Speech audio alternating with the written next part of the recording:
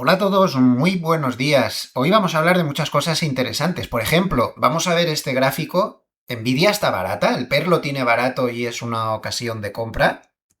También vamos a ver esto. El ratio petróleo-oro está en mínimos históricos. ¿Qué significa esto? ¿Qué puede ser interesante? ¿El oro, el petróleo? ¿Qué consecuencias macroeconómicas puede tener esto? También vamos a hablar de cosas muy curiosas, como por ejemplo de una sociedad que cotiza en el mercado de la India, que ha subido el 55.000%, porque dicen que es una empresa de inteligencia artificial y que por lo tanto es muy prometedora. Y lo curioso es que la empresa que ha subido, insisto, el 55.000%, tiene una capitalización astronómica, solo tiene 2 empleados y no se dedica a nada parecido a la inteligencia artificial. Hablaremos de todas estas curiosidades y de todas estas cosas en este vídeo. Quédense, que les va a interesar y mucho. Muy buenos días a todos, bienvenidos, les habla José Luis Cárpatos y esta es nuestra tradicional cita de todos los sábados con el vídeo de las 4 claves de la semana que ahora termina. Clave técnica, clave fundamental, clave cuantitativa de fontanería de mercado, siempre la más importante, y clave de varios. Empezamos a grabar hoy sábado 20 de diciembre a las 10:24 de la mañana, hora española, hora central europea también. 4:24, no acertaba con el cálculo. 4:24 de la mañana, de la madrugada, hora de Nueva York. Espero que estén pasando una buena semana. Yo por aquí por mi parte, pues nada, aquí de Navidad a tope, ya van a empezar las Navidades subyacentes. Las otras las estamos celebrando desde el 1 de octubre. Y bueno, pues bastante contento porque el miércoles, el día de Nochebuena, el mismo día de Nochebuena, porque no puede venir antes por trabajo, pues viene mi hija desde España a pasar las Navidades aquí.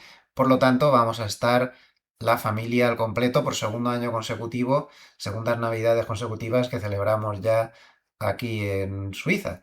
Las Navidades pasadas fueron blancas, estas no. Hay que subir a 2000 metros para tener nieve. Estamos a 1300, pero bueno, eh, se va a pasar bien. Lo importante es el espíritu navideño. Y por lo demás, pues nada, trabajando muchísimo con nuevos proyectos, nuevas cosas.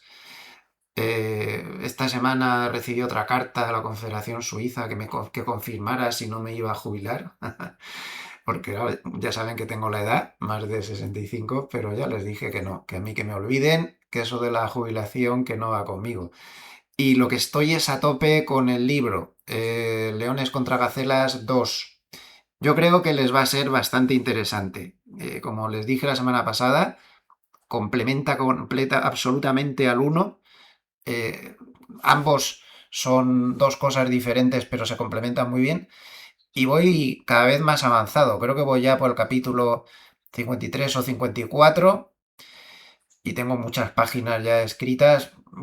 Sigo yendo por encima de lo normal. Espero seguir manteniendo el ritmo y, y poder terminarlo lo antes posible. También va bastante bien la maquetación del uno, que ya saben que lo quitamos de la editorial donde estaba, y lo vamos a tener también pronto, ya a la venta normalmente. El uno no se ha tocado, está igual que estaba. Por lo demás, pues nada, aquí sigo también descansando un poco los fines de semana, viendo algo de series. Este fin de semana he intentado empezar a ver una serie que alguno de ustedes se va a enfadar conmigo, porque les voy a decir que no me ha gustado Stranger Things. Y claro, esto yo sé que para mucha gente es una serie buena, una serie de culto. Yo había visto las anteriores temporadas, no es que me hubiera hecho demasiada ilusión, pero bueno, estaba bien. Pero esta última temporada me he visto los 2 primeros capítulos, no me gusta. Francamente, me quedé durmiendo en los 2 capítulos. Y que no se sienta nadie molesto, porque sé que hay mucha gente que le gusta la serie, pero no sé, me han parecido los 2 primeros capítulos un rollo de mucho cuidado con ese universo propio que se han creado, pues un poco ya exagerado, pero bueno, no sé, cada uno para gustos a lo mejor mejora. Hoy intentaré ver el capítulo 3. De momento no me han gustado mucho los 2 primeros capítulos, Y ya digo, no quiero enfadar a nadie de los fans de esta serie. También vi al completo una serie española, un thriller de policíaco negro, bastante duro, español, Ciudad de Sombras. Está toda la trama en la ciudad de Barcelona, con unos asesinos en serie y demás. Está bien, la serie falta algo de ritmo quizá, pero bueno, es una serie que está bastante aceptable, se ve con agrado. Para este fin de semana, ya saben que yo soy un amante del género de zombies loco y pienso verme 28 años después, que es la continuación de dos películas que hubo previas, 28 días después y todo esto, y 28 meses después creo que era la segunda. Estas 28 años después con unos zombies que asolan el planeta, en fin, cosas de zombies. Igual que a lo mejor Stranger Things es una magnífica serie, pero no sé, no me entra por el ojo, pues me gustan estas cosas tan retorcidas. Cada uno tiene su forma de ser, ¿no? Ya les contaré, ya les contaré. Algunas cosillas que les quería comentar. El día 29 de diciembre intervendré en un programa especial que presenta a mi buen y querido amigo Héctor Chamizo. Lo pueden ver en una web que ha creado a este efecto que se llama, es que no se ve la barra, especialeconómico.com, donde vamos a intervenir pues un montón de gente. Javier del Valle, Daniel Baeza, Diego Puerta, mi compañero de redacción, Ricardo Gulias, Macarena Velasco, de Invesco, John Economist, Roberto Sanz, y un servidor aparecerá en un debate sobre las 6 de la tarde con Pablo Gil. Para quien lo quiera escuchar o se quiera inscribir, está en especialeconómico.com. Como ya digo, todo esto está hecho por mi buen amigo Héctor Chamizo. Recomendar también en Intefi Escuela de Negocios los packs formativos que están ahora en marcha, y también para quien esté interesado por los análisis de los papers de las principales casas y demás, pues está también este premium que tiene la web Serenity Markets, que lo pueden ver aquí en el banner. También recordarles que si entran en gloversia.com pues pueden ver las diferentes actividades que tenemos y, por ejemplo, los tres vehículos de inversión colectiva: multimercados equilibrada, dinámica, gestión boutique 4, pues cada uno centrado en un aspecto diferente, todos bastante interesantes, en gloversia.com. Bien, pues nos vamos al mercado y vamos a empezar por una cosa que se está comentando mucho, una de las claves de la semana, que es pues que hay dudas sobre la inteligencia artificial. Hemos tenido muchas ventas en inteligencia artificial, ¿no? Este es el gráfico del PER, pero de un PER un poco especial de Nvidia. Hemos tenido últimamente muchas ventas en inteligencia artificial. Por ejemplo, hay valores muy señalados como Meta. Meta lleva una buena caída. Ahora está intentando rebotar ya desde hace días, pero como pueden ver, se frena una y otra vez en la media de 200. Nivel muy a tener en cuenta. Si consigue pasar por encima, pues ya llovería menos. Ha habido muchas ventas también en Nvidia. Ayer se recuperó fuertemente, más 3,93%. Está llegando a una zona de resistencias complicada, banda de Mogaleb superior, la media de 100, la media de 50, el Kijun del complejo Ichimoku, todo está ahí, pero las ventas son más que evidentes, ¿no? Está saliendo mucho dinero de la inteligencia artificial. Es lo que hay. El mercado duda. El mercado duda sobre la financiación, ve que las inversiones son mastodónticas y que la financiación peligra, que se va a necesitar la financiación privada y que esta financiación privada se está escaqueando un poco. Por si fuera poco, Broadcom, que iba camino de ser el octavo de los siete magníficos, el octavo pasajero como la película, pues también se da un batacazo en los últimos días apoteósico. Desde que publicó los resultados, crecieron las dudas sobre financiación, sobre tal, sobre cual, y este era de los que iban bien. Pero estas dudas están ahí. Está saliendo muchísimo dinero de estos valores de gran capitalización. Hasta Alphabet, que era de los que mejor iba, pues también está teniendo una corrección. Evidentemente, esto no se ha visto demasiado reflejado en los índices por una razón. Porque una buena parte de todo este dinero que se está yendo de la inteligencia artificial está rotando. No se está yendo del mercado, está rotando hacia otros sectores.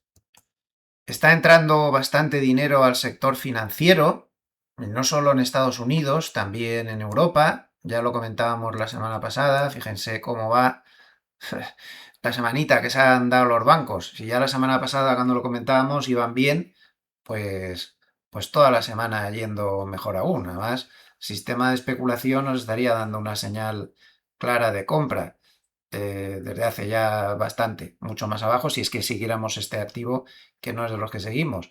Los bancos están fortísimos, están recogiendo una buena parte del dinero que sale de la inteligencia artificial. Y paradójicamente, también está entrando bastante dinero en cíclicos, lo cual no termino yo de verlo claro porque las perspectivas del mercado sobre el crecimiento global tampoco es que sean súper maravillosas, ¿no? Un poco regulín. ¿Y cuáles son las perspectivas de verdad? Porque de los datos macro no te puedes fiar mucho, están saliendo ahora datos un poco sospechosos porque no tenían cifras para poderlo comprobar después de todo lo que ha pasado. ¿Cuáles son los datos de verdad? Miren, yo ya saben que lo tengo muy claro. Para mí, la mejor manera de medir cómo va la economía, y en este caso de Estados Unidos, son los PMIs, ni siquiera los ISMs. Los ISMs entran al sector público, no lo veo yo claro eso, y no ponderan las respuestas por el tamaño de las empresas. Por lo tanto, a mí me parecen más fiables los PMIs, que además usan una forma de cálculo homogénea en todos los países del mundo y nos sirve para poder hacer comparaciones pues, bastante fiables. Bueno, pues esta semana hemos tenido los PMIs de Estados Unidos, tanto los de manufacturas como los de servicios. Por lo tanto, tengo datos frescos. Además, aquí no les ha afectado el cierre del gobierno. Esto se calcula de una manera más privada y le preguntan a las empresas directamente que estaban totalmente abiertas. Entonces, tenemos una medida muy clara de cómo está la economía de Estados Unidos. Servicios, 52,9. Peor de lo esperado, que fue 54, pero 52,9 está bien. Servicios es el 75-80% de la economía. Tener un 52,9 nos dice que la recesión está muy lejos. Es una economía que crece, normal, no es espectacular, ni mucho menos, pero está lejísimo de cualquier atisbo de recesión. Y manufacturas, pues también peor de lo esperado, 51,8 cuando se esperaba 52,1, pero bueno, pues está por encima del crecimiento y del 50, que es el nivel de crecimiento, y no está mal. Composite, que es al final el que más vale, porque pondera debidamente servicios y manufacturas en función del tamaño que tienen en la economía. Pues ha quedado peor de lo esperado, porque se esperaba 53,9, ha quedado en 53, pero un 53 está muy bien. Un 53 le permite a Estados Unidos crecer a una velocidad de crucero normal. Sí, que yo ya sé que está creciendo normal por la inteligencia artificial, que si quitamos la inteligencia artificial estaría estancado, pero es que la inteligencia artificial también cuenta, también está ahí. Y es verdad que está generando todo ese Producto Interior Bruto. Que están pasándose con los centros de datos, totalmente de acuerdo. Que eso está sobredimensionado, totalmente de acuerdo. Pero lo importante es que eso está ahí, está en la economía. Y ahora mismo, con cifras globales, la economía no tiene el más mínimo peligro de recesión en los próximos meses. Y mientras el mercado no se huela peligro de recesión en serio, pues por ahí no tenemos peligro de que reaccione mal. Entonces, bueno, pues tampoco es raro que estén entrando en cíclicos el dinero, porque aunque estemos que no está la cosa como muy maravillosa, pero tampoco está tan mal. Y se han quedado muy rezagados en muchos casos con tanta inteligencia artificial ya que da hasta náusea ya y bueno, pues está funcionando bien. Esto lo vemos bien en el RSP de igual ponderación. El RSP de igual ponderación está muy cerca de sus máximos históricos, pero nos muestra una imagen real, una foto fija real de lo que está pasando. Lo digo todas las semanas, pero es que es la mejor muestra que podemos tener. Ni era tan bonito como nos ha estado indicando la inteligencia artificial en los últimos tiempos, ni es tan malo el resto de valores si quitas la inteligencia artificial. Ha tenido una pequeña corrección de muy poca cosa, y nada más. Entonces, si se fijan, el RSP de igual ponderación está prácticamente en el mismo sitio del mes de julio. El mes de julio llegó a 188,9 y ahora está en 193. Fíjense, desde este cierre de julio, de finales de julio, hasta el cierre de ayer solo ha subido el 1,44%. Esta es la realidad del mercado, no nos montemos películas. Lateral, completamente lateral. No tiene miedo, no se ve recesión, pero tampoco tiene muchos incentivos para subir. ¿Por qué está el mercado estancado? El mercado está estancado por una razón muy sencilla. Primero se dio un batacazo por culpa de los aranceles de Trump, que por mucho que saque pecho ahora fue el culpable de esto. Porque el mercado no entendía lo que estaba haciendo, sigue sin entenderlo. Entonces se recuperó todo tras calmarse el tema de los aranceles, pero una vez que se calmó el tema de los aranceles se subió un poco y ahí nos hemos quedado. El mercado está mandando un mensaje oculto que la mayoría de la gente no quiere escuchar. Y no digo nada al gobierno de Estados Unidos.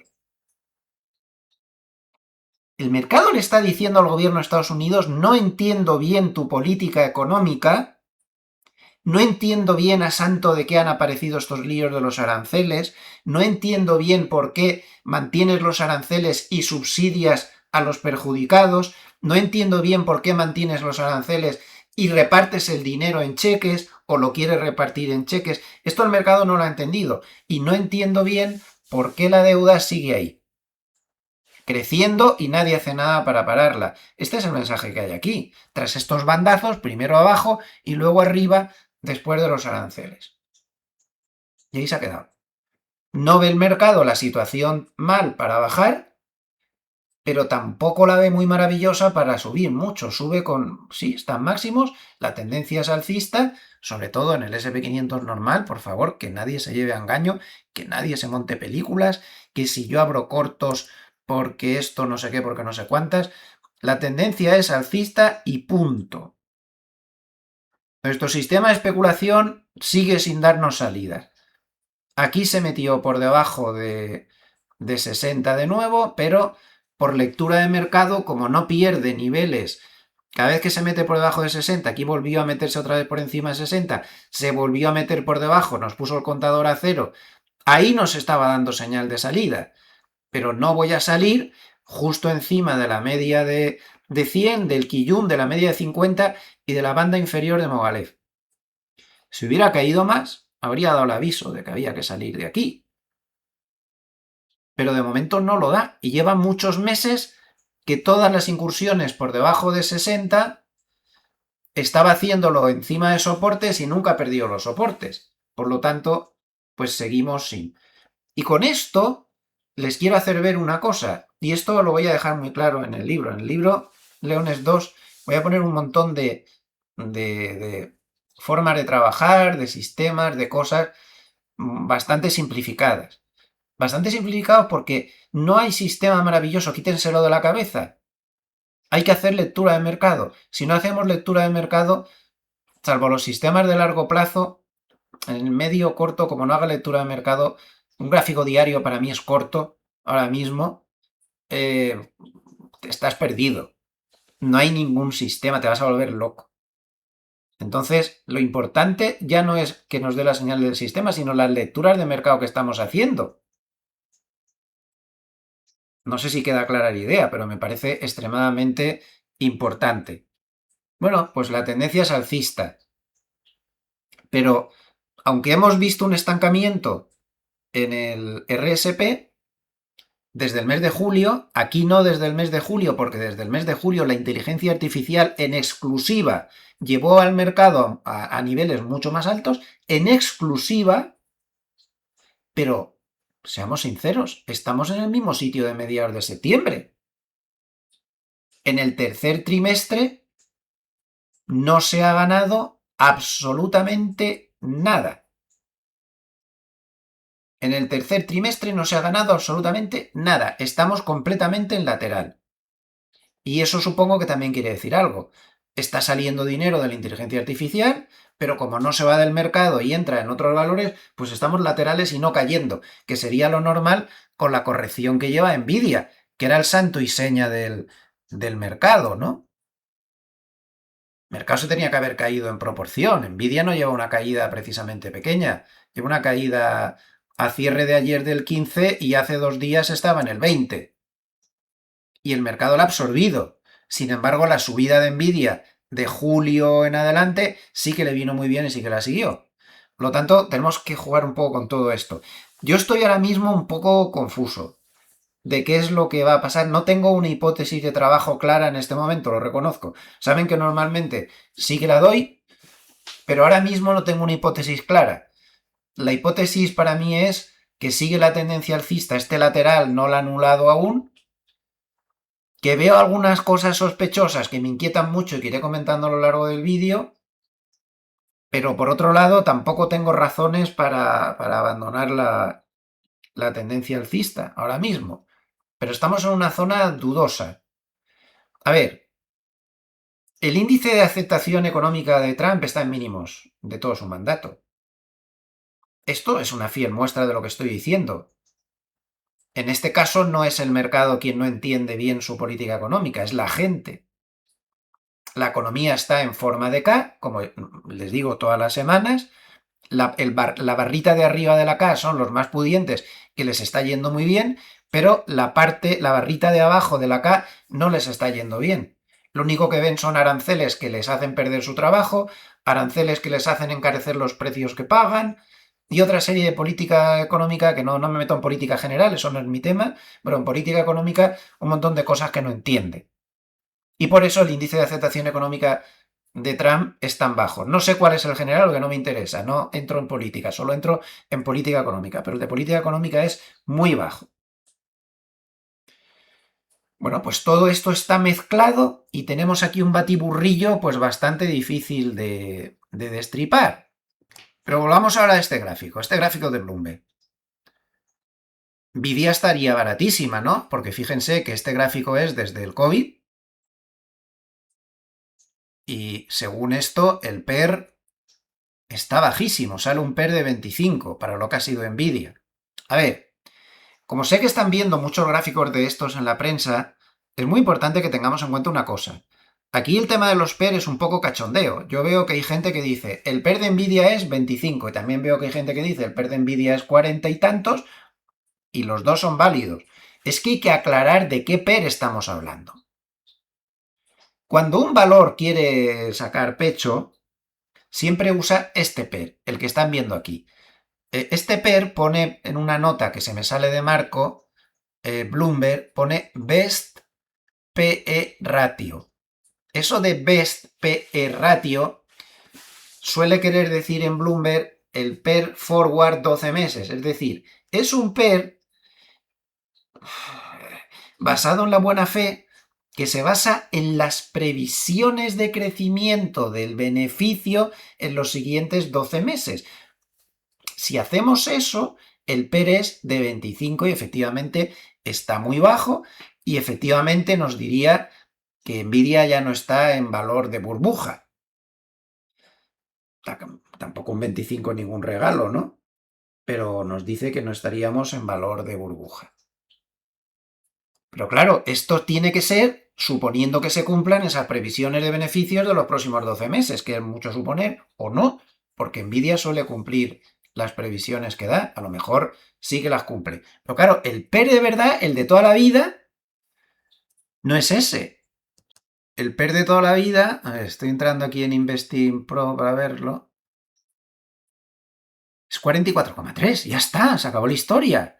Este es su PER, 44,3. Este es el PER de siempre. Capitalización de mercado partido por el beneficio neto, ya está. 44,3 para ser exactos. Entonces, ¿con cuál quieren quedarse de los dos? Pues no sé, puede ser que cumpla sus previsiones y que el otro esté diciéndonos la verdad.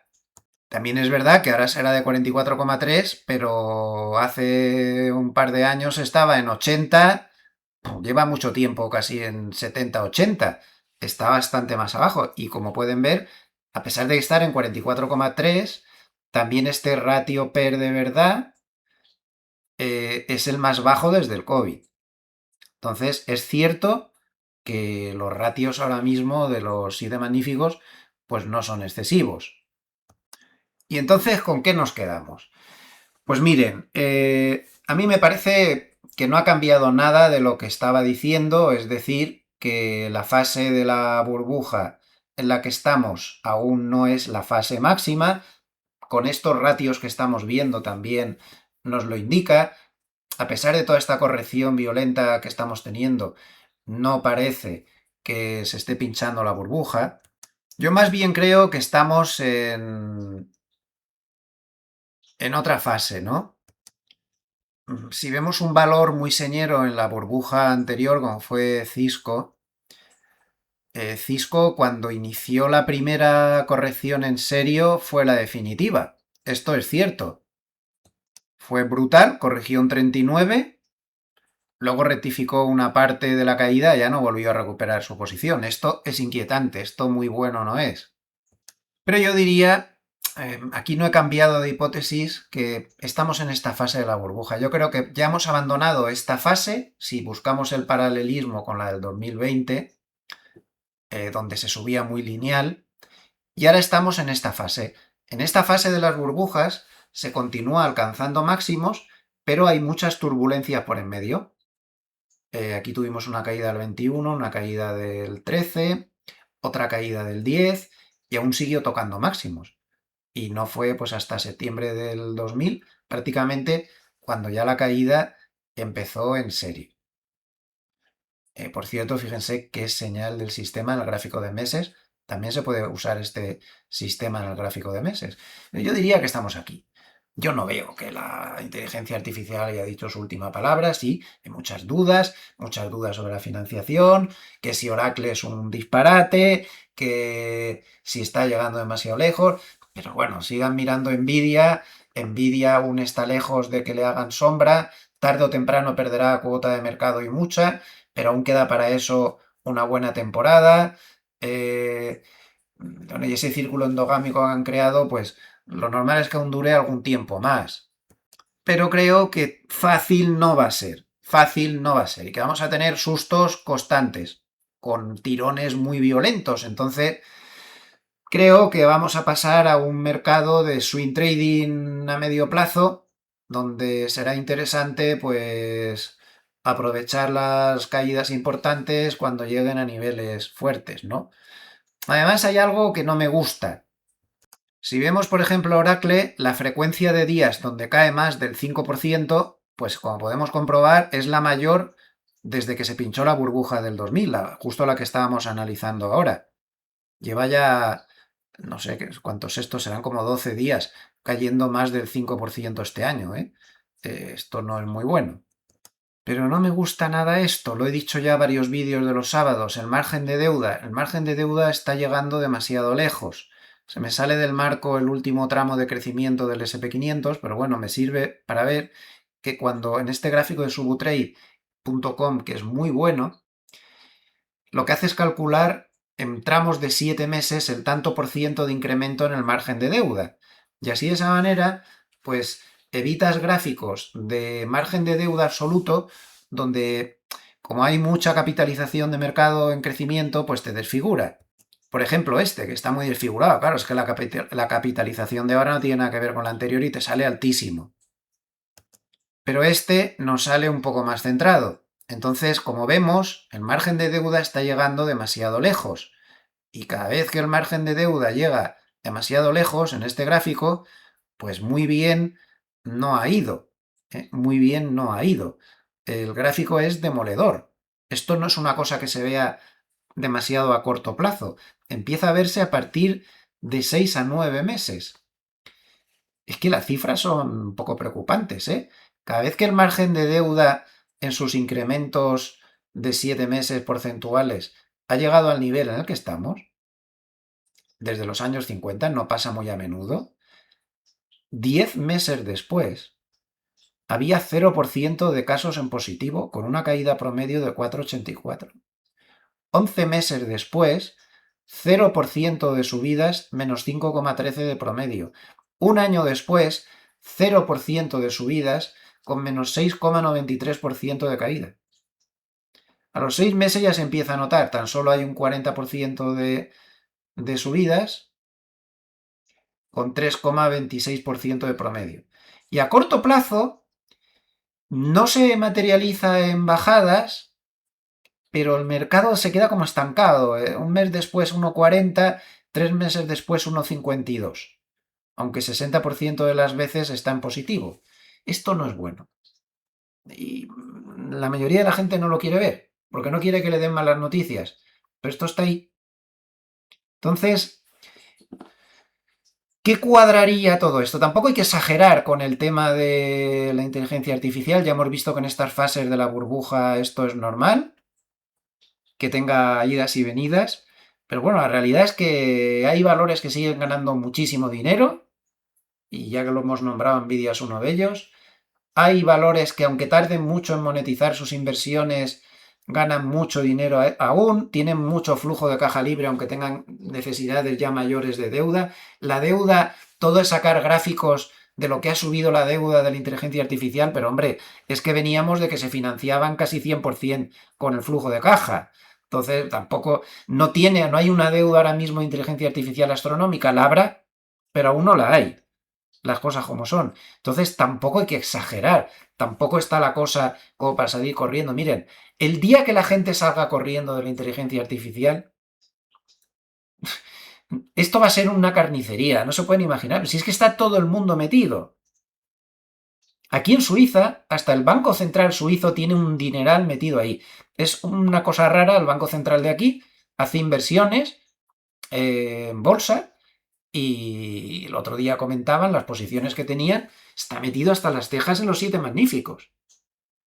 Igual que está el Banco Central de Suiza, está un montón de gente bastante prudente metida ahí. El día que se vaya la gente de ahí, esto no va a ser lo que estamos viendo, será un menos 50% en un mes y me quedo corto, y acabará la cosa con un menos 80%. No le estoy exagerando, pero yo no veo que eso vaya a suceder a corto plazo. No lo veo. Entonces, quizá lo que más podría cuadrar es, como el consenso absoluto es que va a terminar el año maravillosamente, el 2026, pues que suceda todo lo contrario, que puede ser que sigamos tocando nuevos máximos, que la tendencia siga, pero a lo largo del año, pues seguramente se irá torciendo la cosa y posiblemente no terminemos con ninguno de los vaticinios que se están dando, que son mayoritariamente al 100% de subidas bastante importantes a finales del 2026. Tengamos en cuenta esto, ¿eh? No es ninguna tontería y lo estoy repitiendo todos los sábados. Y luego, pues tampoco olvidemos esto. Los beneficios de los 7 magníficos no van a ser tan espectaculares como han sido hasta ahora, pero van a seguir siendo unos beneficios muy importantes. Aquí tenemos una previsión que ha hecho FactSet, que es una casa bastante seria de estudios y de análisis bursátil. Y como vemos, en azul, en el histograma azul, tenemos el crecimiento previsto de los beneficios en 2025 y 2026 de los 7 magníficos, y luego tenemos en amarillo el crecimiento de los otros 493 valores. No hay color. En el 2025 el crecimiento ya prácticamente confirmado va a ser de 22,3% en los 7 magníficos, mientras que en el resto va a ser del 9,4%. Y para el 2026, 22,7% para los 7 magníficos, 12,5% para el resto. Esto no pasaba en el pinchazo de la burbuja.com, y las valoraciones eran mucho más altas. Les pueden parecer altas las actuales, pero entonces eran mucho más altas. A todo eso no hemos llegado, ¿no? No se ha llegado a reventar la burbuja, cuando ya es imposible pensar que pueda parar de subir. Eso no ha llegado aún. No ha llegado. Entonces, bueno, pues intentemos combinarlo todo, a ver si cada uno pues llega a su propia hipótesis de trabajo. Ni es tan dramático todo como algunos lo pintan, pero tampoco es tan maravilloso como lo pintan otros. Habrá que intentar encontrar el equilibrio. Yo le doy los datos y ya pues cada uno que haga su propio análisis. Sí que es verdad que en algunos momentos sí que a algunos se le va la cabeza. Voy a contar una curiosidad que aparece hoy en la prensa suiza, aparece en el diario Le Temps de Ginebra, y me ha parecido de lo más curioso, ¿no? Es un valor que se llama RRP, que cotiza en la bolsa de la India, y tiene un crecimiento bursátil del 55.000% en 20 meses. ¿Qué les parece? Se llama RRP Semiconductor. Y es probablemente, dice la prensa, la acción que más ha crecido entre las empresas que tienen una capitalización como ella en el mundo. Como se llama RRP Semiconductor, pues puede dar la sensación de que la empresa está activa en chips electrónicos, ¿no? Que son muy útiles para la inteligencia artificial.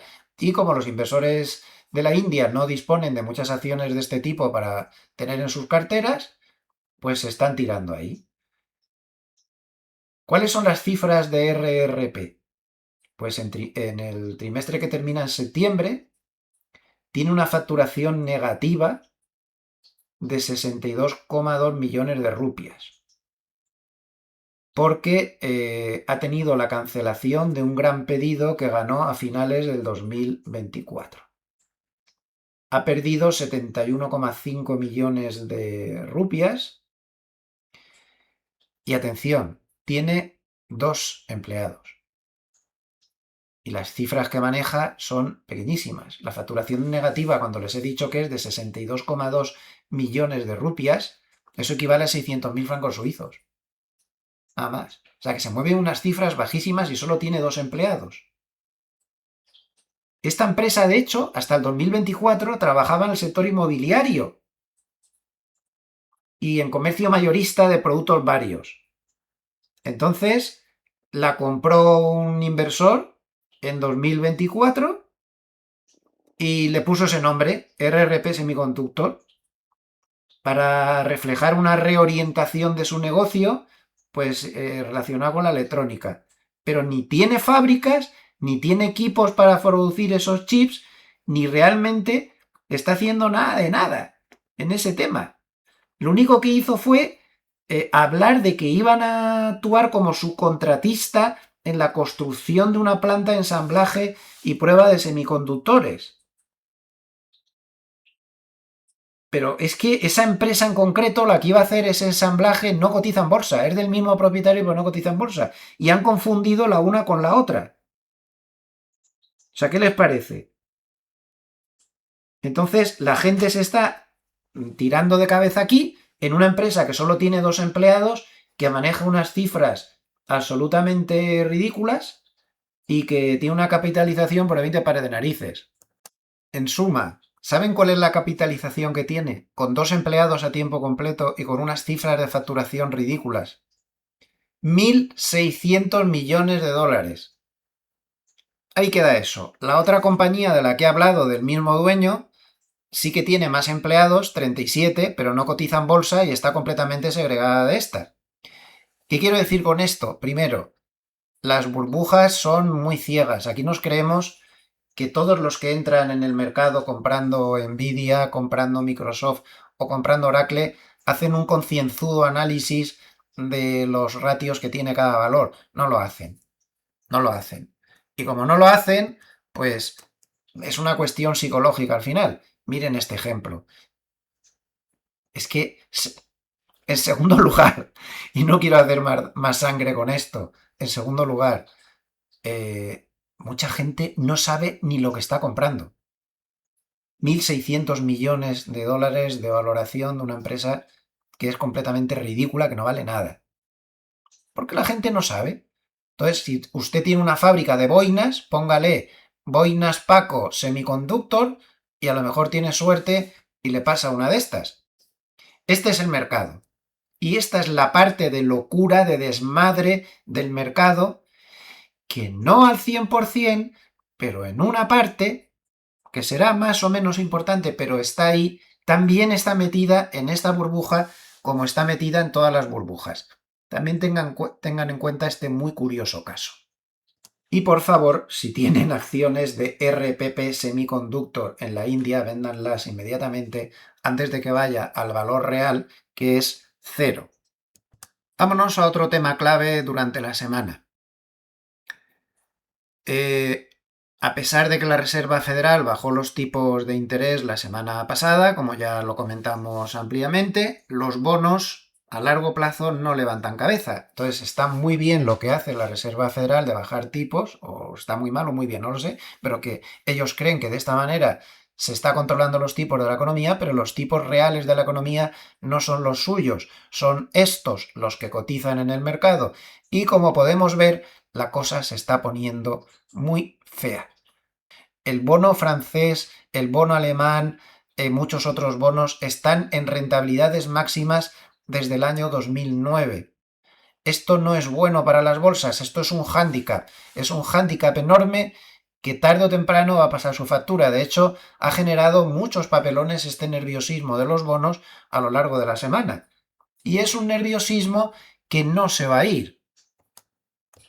¿Y por qué no se va a ir? Pues porque viene de que el mercado está descontando que se está acabando el ciclo de bajadas de tipos. En Estados Unidos es muy posible que aún quede un par de bajadas más, pero en el resto de mercados, como ya advertí la semana pasada, se acabó la historia. Esta semana hemos tenido reunión del Banco Central Europeo, se ha visto muy claro en el comunicado y en las declaraciones de Lagarde que el ciclo de bajadas de tipos se ha terminado y lo más normal es que a lo largo del 2026 haya posibilidades de subidas.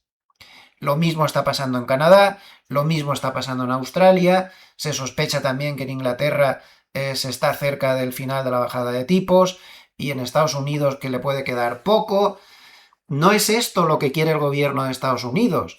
Hemos tenido durante toda la semana dimes y diretes de quién va a ser el nuevo presidente, pero ayer mismo Trump decía que el nuevo presidente que él elija, porque está en su derecho, va a ser alguien que quiere bajar los tipos y mucho. Esto no habla muy en favor de la independencia de la Reserva Federal, pero es lo que hay. Y las rentabilidades de los bonos están tensas. Cuanto más a largo plazo, peor, porque se ve venir el fin de la bajada de los ciclos de bajadas de tipos. Y esto no es bueno para las bolsas. Y tenemos que vigilar a los bonos muy de cerca, unos bonos que no levantan cabeza desde el 2022. Ahí la tendencia bajista empezó y no hay manera de que termine. Lo mínimo que hay que pedirle a este bono americano a 30 años para empezar a pensar que los bonos van a volver a respirar es que supere la media de 200, cosa que no hace desde hace muchos meses, pues desde hace un año prácticamente. ¿Cuál es la buena noticia? Que los bonos a 30 años pintan poco en el conjunto de la deuda de los países. Los bonos que nos deben servir como referencia son los de 10 años, que realmente en estos índices de bonos a 10 años no son a 10 años exactamente, se mueven en el entorno entre 6, 7, 10. Bueno, pues aquí también están subiendo las rentabilidades, pero de una manera más moderada. Como vemos, esto está conteniéndose bastante más. Aquí sí está el futuro del bono americano a 10 años por encima de la media de 200, pero como vemos no terminan de despegar. Los bonos están inquietos, están formando un gran lateral y solo si viéramos al futuro por encima del techo de este lateral, se podría pensar que la tendencia bajista de los bonos, o lo que es lo mismo, la de subida de rentabilidades, pues ha terminado. Pero como ven, los bonos no están para muchas fiestas y de ninguna manera están celebrando más bajadas de tipos ni nada de todo eso. Están inquietos. Este es el que tenemos que vigilar, los de 30 años tienen su importancia, pero lo que de verdad hace daño a los países son los de 10. Sí que algunos, como el Bund alemán, por ejemplo, como ven, están mucho más nerviosos. Las rentabilidades, que es justo lo contrario, están muy altas y, por ejemplo, el Bund pues están rentabilidades no vistas desde marzo y si nos vamos más atrás, pues de bastante tiempo más atrás. Está todo tenso. Los bonos americanos quizá no tanto, pero otros sí. Todo esto viene del contagio que está produciendo Japón. Japón durante la semana, y es una de las claves de esta semana, pues ha subido los tipos de interés, ha subido en 25 puntos básicos y la rentabilidad del bono japonés a 10 años se ha ido a máximos desde el año 2009. Los grandes bonos de las grandes áreas económicas están muy conectados entre sí. Japón, Reino Unido, Unión Europea, bonos americanos, están todos muy conectados entre sí y estas tensiones tan fuertes en Banco de Japón pues están complicando la vida a los bonos japoneses y complicando la vida a los bonos restantes, lo cual no favorece para nada a las bolsas. Por cierto, que a pesar de todo esto, ayer subió el dólar contra el yen el 1,40% hasta casi 158. Recuerden que el Banco Central de Japón ha advertido en numerosas ocasiones que si se llega a 160 va a intervenir, y creo que lo va a hacer, casi sin ningún género de duda, que lo va a hacer. Y cuando lo hace, lo suele hacer a lo bestia.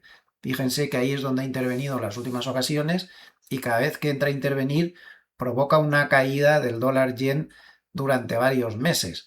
Son bastante buenos, saben hacerlo en su momento, saben magnificar las propias tendencias del mercado, los propios tirones a la baja, esperan a momentos clave de resistencias, soportes, noticias.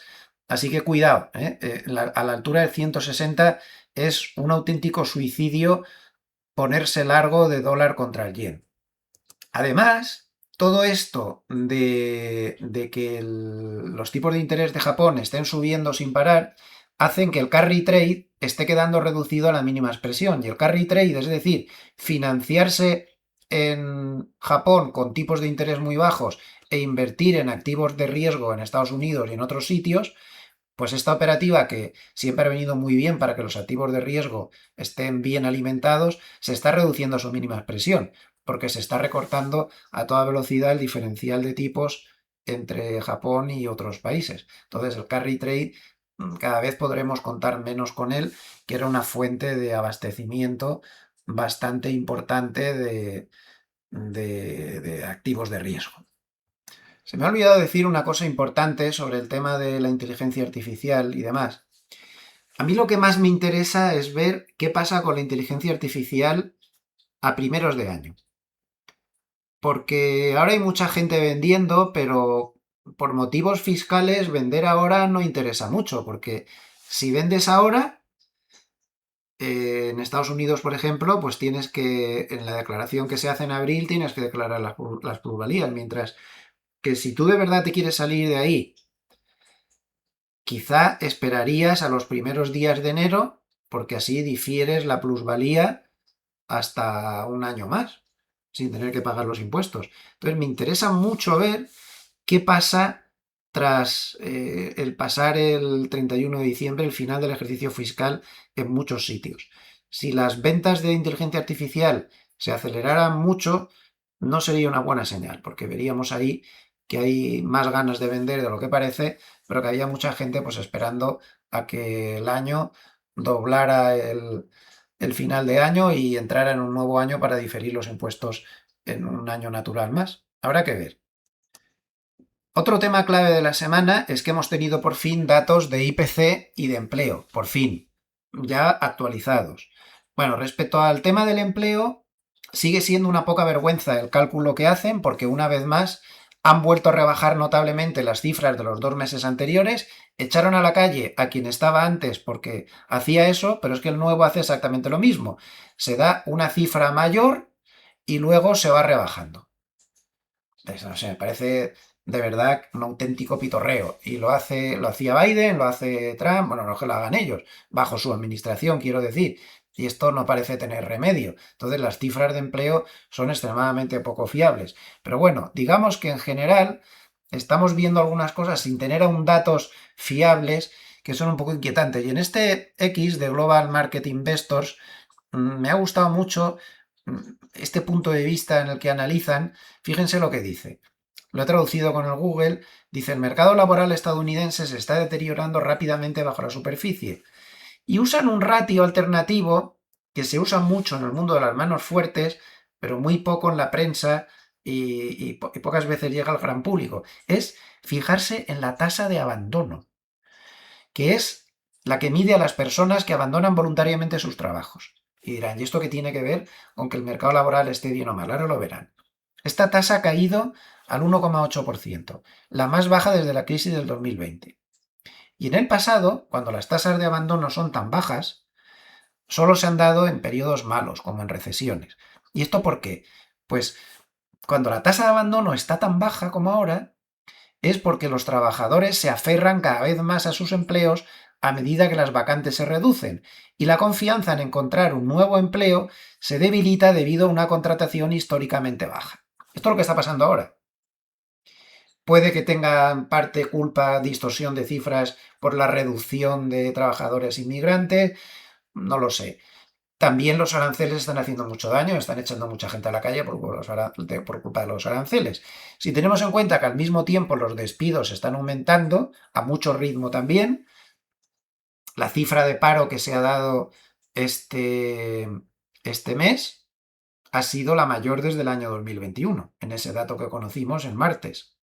Entonces, los datos no son muy prometedores. Aquí tienen el gráfico de abandonos del puesto de empleo y como ven, la cifra baja mucho cuando la gente dice, no, yo no me muevo de mi empleo porque la cosa está mal y si me muevo me puede costar encontrar otro. Cuando la cosa está bien, la tasa de abandono crece mucho porque tú crees que la economía está bien y que te va a ser relativamente fácil encontrar otro empleo. Pero ahora, como vemos, pues esta tasa está muy baja. Es decir, la parte del palito inferior de la K de la economía no ven las cosas claras, no creen en la política económica del gobierno de Estados Unidos. Y esto, pues muy bueno no es. No obstante, habrá que esperar a tener datos un poco más fiables. Todos los analistas advierten que tanto el dato de empleo que hemos conocido como el dato de IPC, pues están bastante distorsionados por, por problemas de recolección de datos al estar el gobierno cerrado. Y no olvidemos una cosa, ¿eh? El acuerdo por el cual se abrió el gobierno era temporal y vence el 31 de enero. Cuidado porque ahora mismo vamos a estar en las mismas otra vez, ¿eh? Y ya veremos si no vuelve a cerrar el gobierno, porque la polarización política que hay en Estados Unidos, como en otros muchos sitios, es total. Los republicanos y los demócratas no se entienden directamente y eso dificulta mucho los acuerdos. Se me había olvidado que tenía preparado un gráfico de TradingView sobre cómo están subiendo las rentabilidades de los bonos japoneses. Bueno, fíjense cómo está la cosa. Ya rompiendo claramente los máximos anteriores del 2009. Todo esto, Japón es muy importante, está contagiando a los demás. Entonces, el dato de empleo salió bien, pero claro, como revisaron a la baja brutalmente los datos anteriores, pues al final el conjunto de datos y teniendo en cuenta además que el paro pues fue el más alto desde el 2021, 4,6, es una cifra baja, pero ahí habría que hablar de cuál es la cifra real, ya saben que esa cifra no es la real, pues el empleo muy bien no está. Es decir, que la Reserva Federal acertó cuando dijo que veía muy flojo el empleo y que no veía tan mal la inflación y que por eso bajaba tipos. Pues los datos le han dado la razón, porque el miércoles conocimos el dato, perdón, el jueves conocimos el dato de IPC y el dato de IPC fue tremendamente sorprendente. Aún nos estamos frotando los ojos, porque estamos hablando de que el IPC quedó en el 2,7%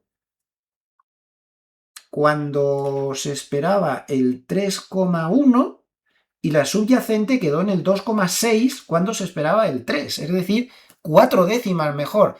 No recuerdo haber visto un dato de IPC con tanta diferencia a favor en los últimos años. A ver, un dato de IPC así hizo subir al mercado, y mucho. Estas dos grandes velas verdes en buena parte se deben a ese dato del IPC muy bueno, pero un dato de IPC 4 décimas mejor es para hacer subir al mercado, no sé, el 4 o el 5% en 2 jornadas. Es un dato extraordinario, es un dato que si estuviéramos seguros de que es verdad, lo cambia todo, porque diría que la inflación está totalmente controlada, que está mejorando mucho, esto cambia las perspectivas de los bonos, esto cambia las perspectivas de la Reserva Federal hacia más facilidad para bajar tipos, esto calma el mercado. El mercado se lo ha tomado bien, pero se lo ha tomado de una manera moderada. ¿Por qué? Pues porque no se termina de creer que el dato sea así de bueno y se teme que en diciembre, en el dato que se publicará a mediados de enero, pues que se revise fuertemente al alza. No obstante, caray, 4 décimas, por mucho que revisen al alza el dato, sí que da la sensación de que la inflación empieza a tener buen color. No lo sé. El caso es que los analistas dicen que se han hecho muchas estimaciones, que en muchos casos no había datos reales por el problema del cierre del gobierno y que se han hecho estimaciones y que por otro lado, pues es al final la vivienda la que está presionando a la baja. Ya hemos hablado hasta la saciedad 1.000.000 de veces y les he mostrado 1.000.000 de gráficos en el que, como saben, el indicador en el que se basa el IPC para calcular los precios de la vivienda, que es una cosa un poco surrealista, una renta supuesta que el dueño de la vivienda se supone que cobraría si la alquilara la casa o algo así, eso va con un retraso tremendo respecto a lo que hace la vivienda de verdad. Entonces, como el precio de la vivienda bajó mucho en meses, años recientes, este indicador que va con un retraso enorme, por pura matemática, ha bajado mucho y va a seguir bajando mucho más en los próximos meses. Por pura matemática, aunque se dé la vuelta la vivienda al alza, da igual, esto va con tanto retraso que aún seguiría bajando. Y ese indicador ha sido decisivo. Y esto va a seguir estando ahí. O sea que podría dar una cifra engañosa de inflación, pero es la que hay y es con la que se trabaja y es con la que se funciona. Por lo tanto, vamos a ver la cifra revisada. El mercado se lo ha tomado bien, pero no tan bien como se lo podía haber tomado un dato tan impactante como este, por las dudas sobre si están los datos distorsionados por el cierre de gobierno, pero vamos a tenerlo en cuenta por si las moscas, ¿eh? Que esto cambia radicalmente, es clave absolutamente en la semana, muy importante. Vamos al gráfico que les ponía también en la presentación, que llama mucho la atención. Este es el ratio del petróleo contra el oro. Como pueden ver, esto es el precio del petróleo equivalente a gramos de oro. Esto no para de caer. El petróleo respecto al oro está en mínimos históricos. ¿Qué puede querer decir esto? Porque está saliendo en muchos análisis este factor. Pues en este X de Endgame Macro lo explica bastante bien, le voy a dar a traducir. Dice que el gráfico lo único que te dice es cuánto petróleo se puede comprar con oro. Entonces 0,51 gramos por barril es lo que cuesta ahora. Es un precio extremo, ¿no? No se ve históricamente un precio del petróleo tan barato en relación con el oro, al menos que algo esté fallando en la economía real o la gente esté pagando un alto precio por el seguro. Dice que el petróleo está ligado a la demanda real y el oro a la confianza. Cuando el oro compra tanto petróleo es porque el mercado se inclina hacia la protección en lugar hacia el crecimiento. Dice que cuando se observan los mínimos históricos el patrón es bastante consistente y estos mínimos, como ahora, aparecen en torno a shocks de demandas o estrés financieros. De hecho, pasó en el 2008, 2020.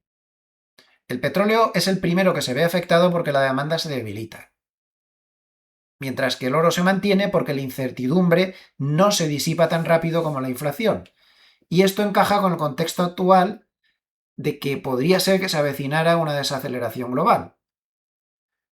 O bien la recesión se profundiza o aparece, o que no ha aparecido, y el petróleo se mantiene bajo control más tiempo del esperado, o bien la flexibilización de las políticas, el riesgo de suministro o la recuperación económica cambian el rumbo y el petróleo se recupera con fuerza. Históricamente, eso sí, cuando esta relación cambia, tiende a hacerlo rápidamente. Así que atentos. Vamos a dar un repasito a las señales del sistema de especulación y nos metemos con el paper de Harnett, a ver si hoy no se nos hace el vídeo tan largo que en el último, madre mía, se me fue casi a la hora y media. Vale, empezamos con el DAX. No termina de meterse el RSI por encima de 60, está tremendamente lateral, por lo tanto seguimos cerrados.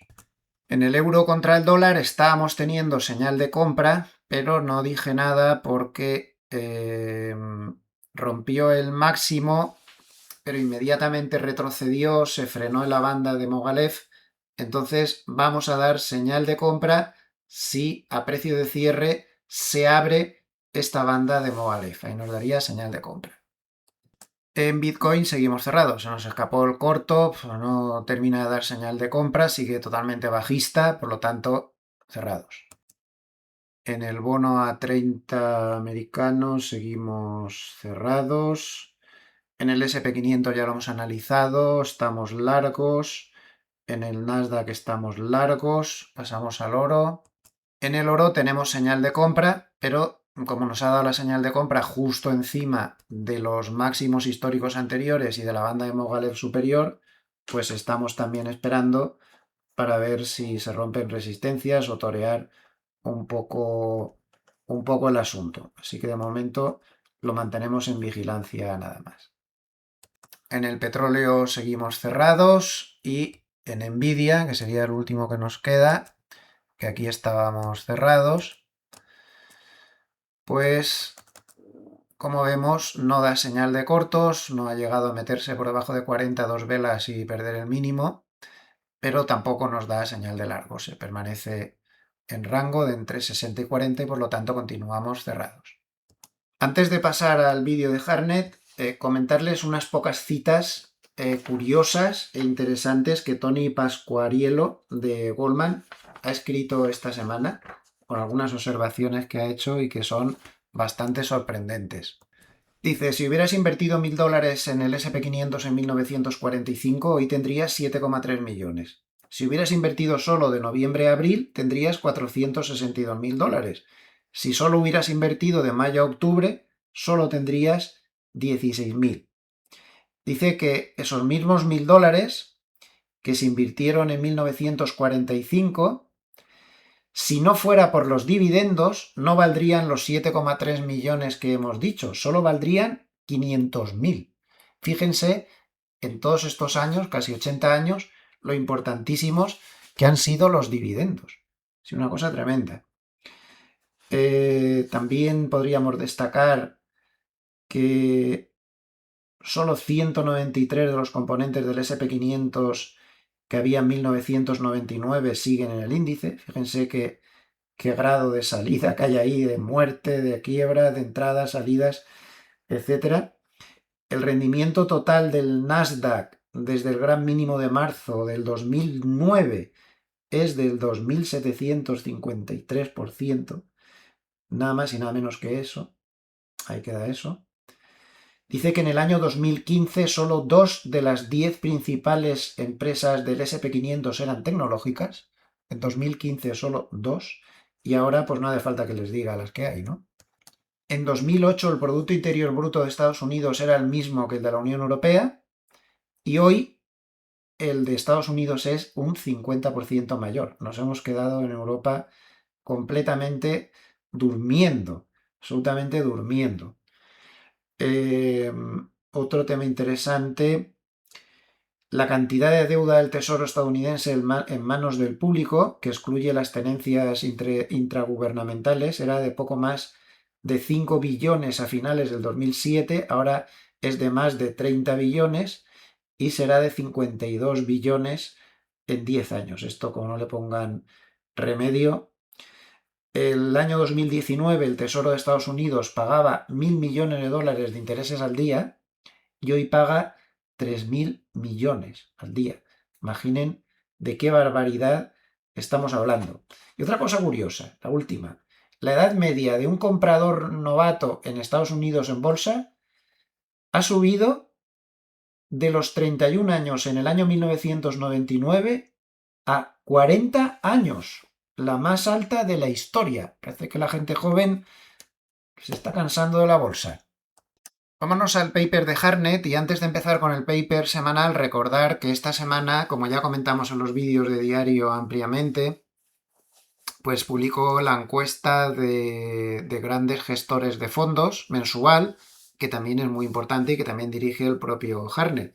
En esta encuesta pues salió un nivel de euforia como no se veía en muchos años, el mercado está completamente eufórico, los grandes gestores están muy eufóricos, esto por ley de sentimiento contrario muy bueno no es, el trade más seguido es estar largos de los 7 magníficos y los riesgos de cola se ven porque los bonos puedan subir sus rendimientos más de la cuenta, porque estalle la burbuja de la inteligencia artificial o porque la inflación quede fuera de control. Pero lo más importante de ese informe, para no hacerlo muy largo hoy, es este gráfico, el de la encuesta de gestores de fondos. Récord mínimo de cash en manos de los fondos desde que Harnett publica esta encuesta, es decir, desde el año 1999, desde hace 26 años.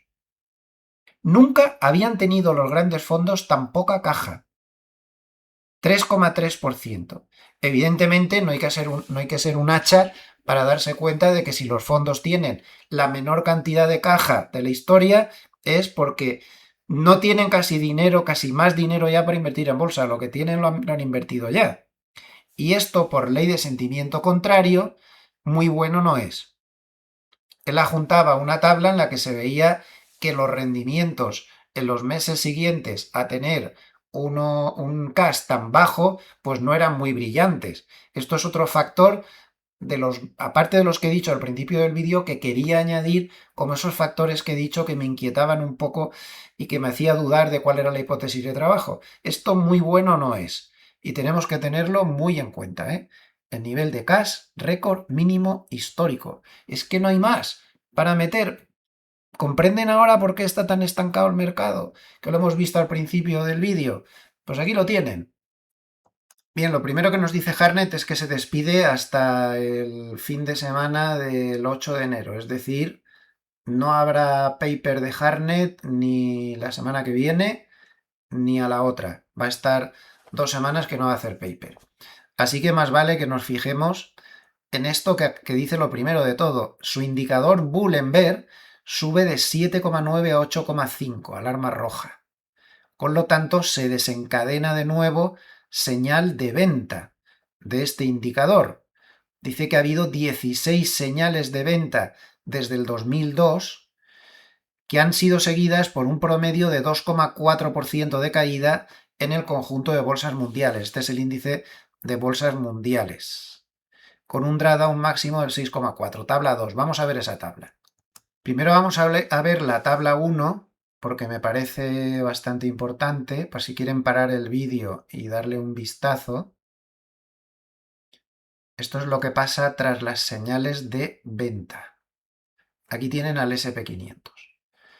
Tras las señales de venta de este indicador, desde el 2002 hasta la fecha, a un mes el SP500 sube 0,3, aunque hay muchas excepciones. A 2 meses ya se ve más el problema, menos 1,2, aunque también hay excepciones, y a 3 meses menos 1,4. Donde más daño hace el indicador es a nivel global. A un mes menos 0,5, a 2 meses menos 2,4, a 3 meses menos 2,3. Y en la tabla 2, pues tenemos un resumen más práctico, que lo pueden ver aquí. Las mismas cifras, pero resumidas. Al final, como ven, el mercado tiende a flojear claramente después de esto. Y aquí tienen los drawdown que generan las señales de ventas. Ha habido 3 veces en las que no hubo drawdown, pero en el resto sí, con un drawdown promedio de cerca del 4%, como pueden ver. Bueno, no es el santo grial, pero es otra muestra más de las que les he dicho que me preocupaban. Esta es la última que voy a citar, me preocupa bastante. Este indicador Harnett es bastante bueno y esto muy bueno no es. Lo que nos indica es que el mercado va un poco pasadito de rosca. La señal anterior se desencadenó en octubre y desde entonces no hemos subido nada, estamos estancados. Vamos a traducir con ayuda del chat GPT estos 2 párrafos que tengo subrayados en azul.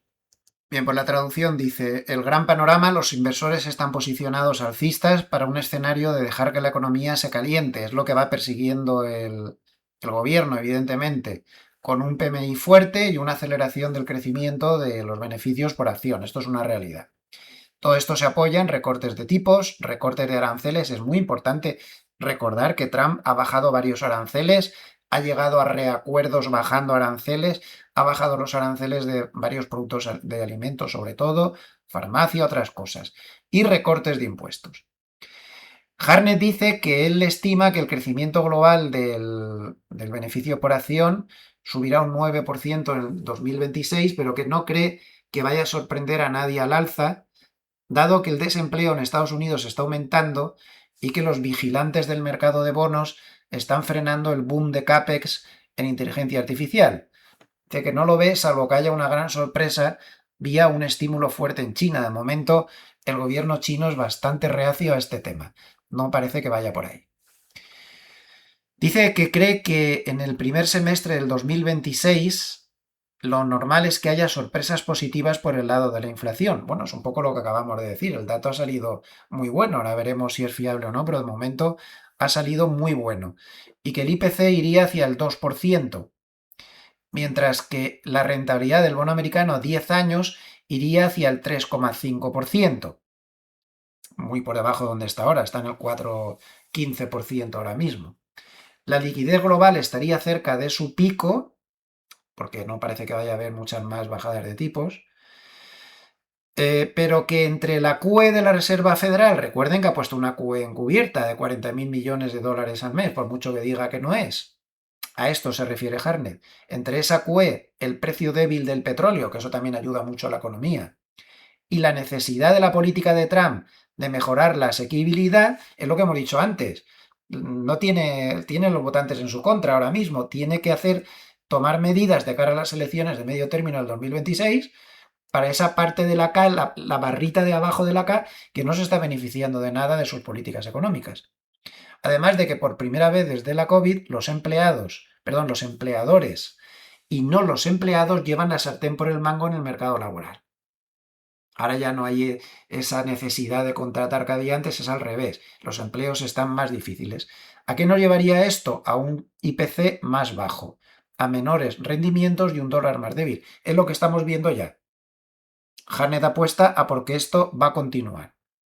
Dice que no quiere perseguir el consenso de seguir el riesgo, que prefiere jugar la caída del IPC y que lo que él recomienda, lleva ya varias semanas recomendando esto, pues es tener posiciones largas en bonos cupón cero, en empresas de media capitalización, en acciones emergentes y en recursos naturales. Esta es su recomendación. Él no quiere perseguir a la bolsa en su subida. Y terminamos con los flujos porque ya no hace más comentarios jugosos. Tenemos ojo a la entrada de dinero en bolsa. 98.200 millones de dólares han entrado en bolsa esta semana. Eso es mucho dinero, de hecho lo dice aquí. En bolsa de Estados Unidos, para ser exactos, 77.900 millones, lo ven aquí, que es la segunda mayor de la historia. Mucho dinero ha entrado en bolsa. 7.900 millones de dólares a bonos, mucho también. 3.100 millones a oro, mucho también. Y en criptos, en cambio, han salido 500 millones, que es la primera salida en 4 semanas.